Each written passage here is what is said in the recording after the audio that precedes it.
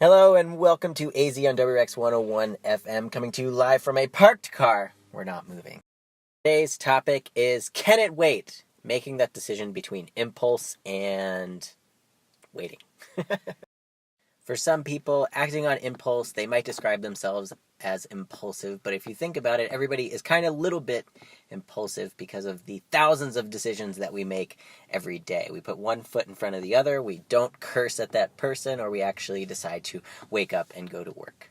And I think it's hella important to actually decide if we're going to be impulsive, especially when we know what kind of consequences could come. Consequence doesn't mean good or bad, it is just the nature of something happening after a decision is made or an action is taken. And what I think is really cool is that some impulsive decisions are awesome and have really cool consequences, while other ones may not have the best results or ones that you really wanted to happen. So, acting on impulse or deciding, can it wait? And sometimes it can. For me, impulsive decisions were to move across the country and start a new life in Arizona. Has it had some good consequences? Absolutely. But when I got here, I immediately thought this was a huge mistake. Some more immediate impulsive decisions might be, am I going to answer that text while using my blinker and shift gears at the same time? Which could have detrimental consequences for sure.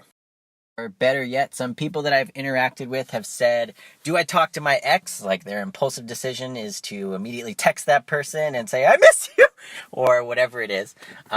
That's something that you can decide in that moment. And what I encourage people to do is actually to imagine what would happen if they had that conversation. What would it look like? How would that person would respond? How they would respond in that moment. So taking some time to think about your impulsive decisions can help you to figure out and imagine the consequences before they actually happen. So all it takes is a breath, a 2-second pause to just think about what you're doing.